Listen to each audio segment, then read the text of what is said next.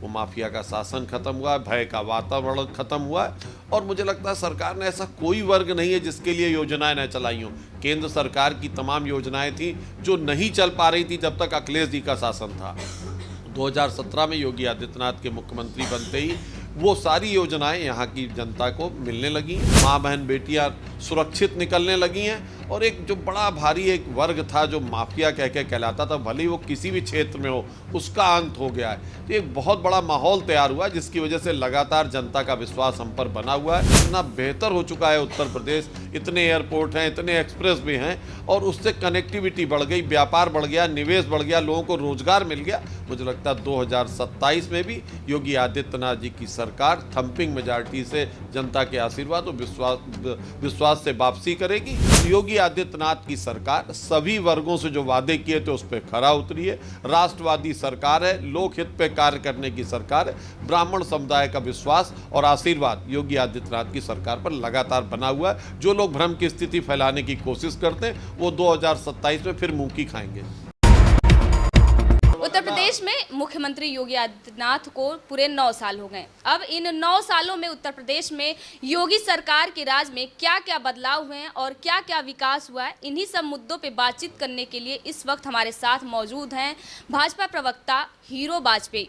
Sir, बहुत बहुत स्वागत है आपका फर्क इंडिया में। क्या कहेंगे, अभी 9 सालों में उत्तर प्रदेश में क्या क्या विकास हुआ है मुख्यमंत्री योगी आदित्यनाथ की सरकार में?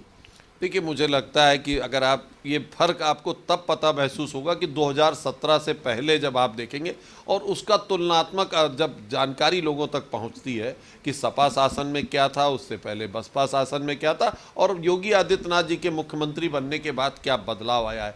मुझे लगता है समाज का ऐसा कोई वर्ग नहीं था, शिक्षा, व्यवसाय या किसी भी क्षेत्र में, बिल्डर, जहाँ भी माफिया का शासन नहीं था। वो माफिया का शासन खत्म हुआ है, भय का वातावरण खत्म हुआ है। और मुझे लगता है सरकार ने ऐसा कोई वर्ग नहीं है जिसके लिए योजनाएं न चलाई हों। केंद्र सरकार की तमाम योजनाएं थी जो नहीं चल पा रही थी जब तक अखिलेश जी का शासन था। 2017 में योगी आदित्यनाथ के मुख्यमंत्री बनते ही वो सारी योजनाएं यहाँ की जनता को मिलने लगी हैं और मुझे लगता है जो भय का वातावरण खत्म हो, उससे निवेश आकर्षित हुआ है। माँ बहन बेटियाँ सुरक्षित निकलने लगी हैं और एक जो बड़ा भारी एक वर्ग था जो माफिया कह के कहलाता था, भले ही वो किसी भी क्षेत्र में हो, उसका अंत हो गया है। तो एक बहुत बड़ा माहौल तैयार हुआ जिसकी वजह से लगातार जनता का विश्वास हम पर बना हुआ है। और 2022 के चुनाव में जब पुनः योगी आदित्यनाथ जीत कर आए मुख्यमंत्री बन के, तो ये बात साबित करती है कि 2017 से 2022 के बीच में सरकार ने जो काम किए उस पर जनता ने अपनी मोहर लगाई है। और यही अब इस बार है कि इतना बेहतर हो चुका है उत्तर प्रदेश, इतने एयरपोर्ट हैं, इतने एक्सप्रेस वे हैं और उससे कनेक्टिविटी बढ़ गई, व्यापार बढ़ गया, निवेश बढ़ गया, लोगों को रोजगार मिल गया। मुझे लगता है 2027 में भी योगी आदित्यनाथ जी की सरकार थंपिंग मेजॉरिटी से जनता के आशीर्वाद और विश्वास से वापसी करेगी और अखिलेश यादव लगातार इस सरकार को कोसते ही रह जाएंगे। सर, आप कह रहे हैं कि 2027 में भारतीय जनता पार्टी की वापसी होगी, लेकिन अभी के समय में देखा जा रहा है कि ब्राह्मण समाज जो है भारतीय जनता पार्टी से काफ़ी नाराज होता दिख रहा है। देखिए, मुझे लगता है लोग ब्राह्मण और ब्राह्मण समाज को समझते नहीं। चंद हाइलाइट से कोई समाज आकर्षित नहीं होता। ब्राह्मण एक बुद्धिमान समाज है और वो लोकहितकारी है, परहितकारी है, राष्ट्रवादी है और वो उस सरकार को अपना आशीर्वाद और विश्वास देता है जो जनता के हितों में काम करती है, जो जनता से की गए वादों पे खरा उतरती है। योगी आदित्यनाथ की सरकार सभी वर्गों से जो वादे किए थे उस पर खरा उतरी है। राष्ट्रवादी सरकार है, लोकहित पे कार्य करने की सरकार है। ब्राह्मण समुदाय का विश्वास और आशीर्वाद योगी आदित्यनाथ की सरकार पर लगातार बना हुआ है। जो लोग भ्रम की स्थिति फैलाने की कोशिश करते हैं वो 2027 में फिर मुंह की खाएंगे। यूपीएसआई परीक्षा भर्ती में सवाल पूछा गया कि अवसरवादी का अर्थ क्या है, जिसमें विकल्प दिया गया कि पंडित। देखिए, मुझे लगता है तमाम ऐसी शब्दावली होती है, कई बार नाराज होने के लिए उस शब्द के तरह तरह के मीनिंग निकलते हैं।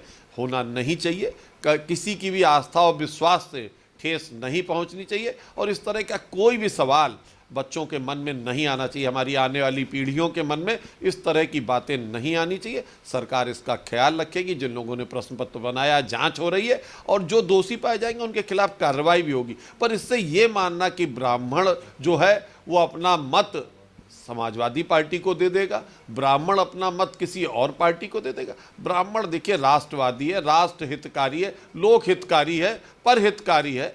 वो अपने से पहले पूरे समाज की चिंता करता है। और मुझे लगता है समाज की चिंता भारतीय जनता पार्टी योगी आदित्यनाथ के नेतृत्व में कर रही है। जनता का आशीर्वाद, विश्वास और खास करके जिस वर्ग की आजकल चर्चा हो रही है, 2027 में इसका विश्वास हमको हासिल होगा।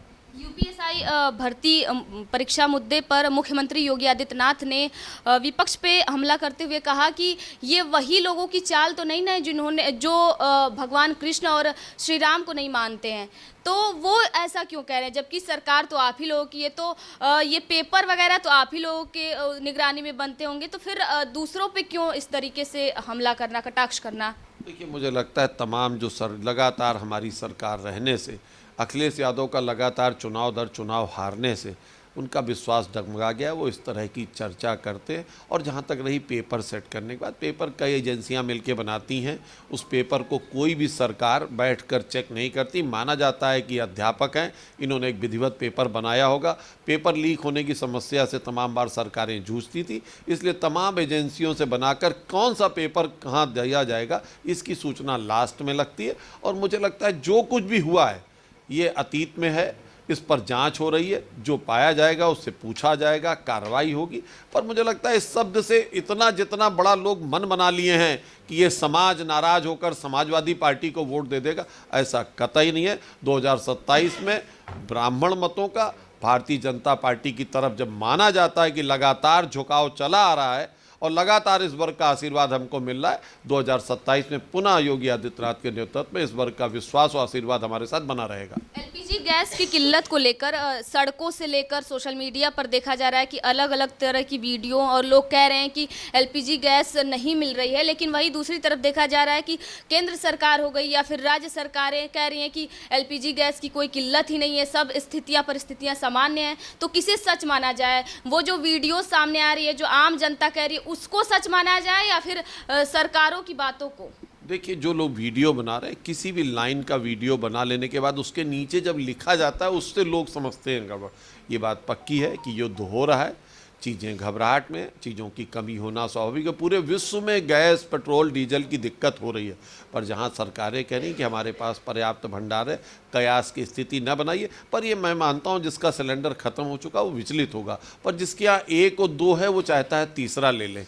ऐसा नहीं होना चाहिए, इस भ्रम में नहीं पड़ना चाहिए। जो लोग सोशल मीडिया पे, खास करके हमारे विपक्ष के विद्वान नेता जिस तरह का माहौल फैला रहे हैं युद्ध के अवसर पे, तो वो नहीं करना चाहिए। और सच बात यह है कि सरकार सबको सिलेंडर उपलब्ध कराएगी। इसके लिए पहले भी नियमावली थी, लोग उसको नहीं जानते थे क्योंकि हमारे पास इतना अकूत भंडार था कि सिलेंडर आज बुक कराओ कल आ जाता था, तो लोगों की आदत बन चुकी थी। पहले भी ये नियम था, जिसके पास दूसरा सिलेंडर बुक कराना है 21 दिन का टाइम था, लेकिन हम सिलेंडर अगले पल दे देते थे।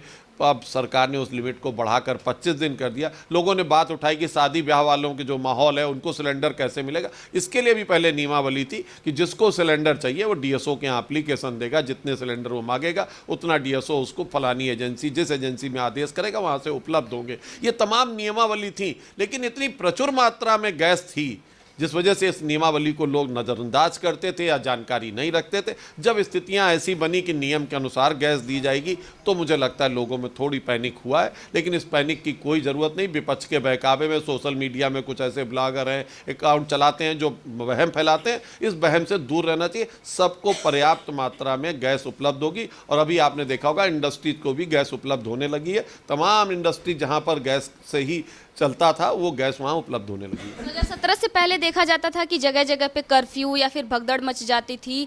अभी के समय में देखा जा रहा है कि रमज़ान हो या फिर नवरात्रि, सब शांतिपूर्वक मनाया जा रहा है।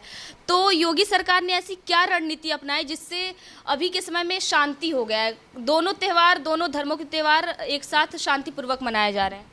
देखिए, मुझे लगता है कि पिछली सरकारों में दंगा एक वोट खींचने और लोगों को संतुष्टि का माध्यम बन गया था, वो ख़त्म हो गया। योगी आदित्यनाथ एक सख्त प्रशासक हैं। प्रशासन को सख्त उन्होंने निर्देश दे रखे हैं कि किसी भी तरह की घटना को बर्दाश्त नहीं किया जाएगा। और मुझे लगता है जब प्रशासक सख्त होता है, शासन सख्त होता है, ईमानदार होता है और अपने कार्य में लगे रहने वाला होता। योगी आदित्यनाथ एक ऐसे मुख्यमंत्री हैं जो 4-5 घंटे सोते हैं, बाकी जनता के हितों के लिए 24/7 लगे हैं। तो मुझे लगता है कि जब शासक सही होता है, राजा सही होता है, और लोकतंत्र में राजा को सेवक मानते हैं, तो मुझे लगता है जब वो सेवा में दिन रात लगे, ये भय लोगों को पता है कि वो सोते जगते हर समाचार पे उनकी निगाह है, और उसी हिसाब से प्रशासन काम करता है। उसी हिसाब से जो अपराधी जो पिछले सालों में पले थे, उनको पता लग गया कि उनकी जगह योगी आदित्यनाथ सरकार में कहाँ होगी, और भय के बिन प्रीत नहीं होती। उसी प्रीत के कारण ये सब मामला ठीक है। यूपी में योगी आदित्यनाथ जी कहते हैं कि अब दंगा नहीं है, सब चंगा है, तो अब सब चंगा है। तो ये हमारे साथ मौजूद थे भाजपा प्रवक्ता, जिनका कहना है कि मुख्यमंत्री योगी आदित्यनाथ सिर्फ 4 से 5 घंटों की नींद लेते हैं, जिसकी वजह से जो उत्तर प्रदेश की कानून व्यवस्था है वो काबू में है। कैमरा पर्सन साहिल के साथ मैं प्रियंका, फर्क इंडिया।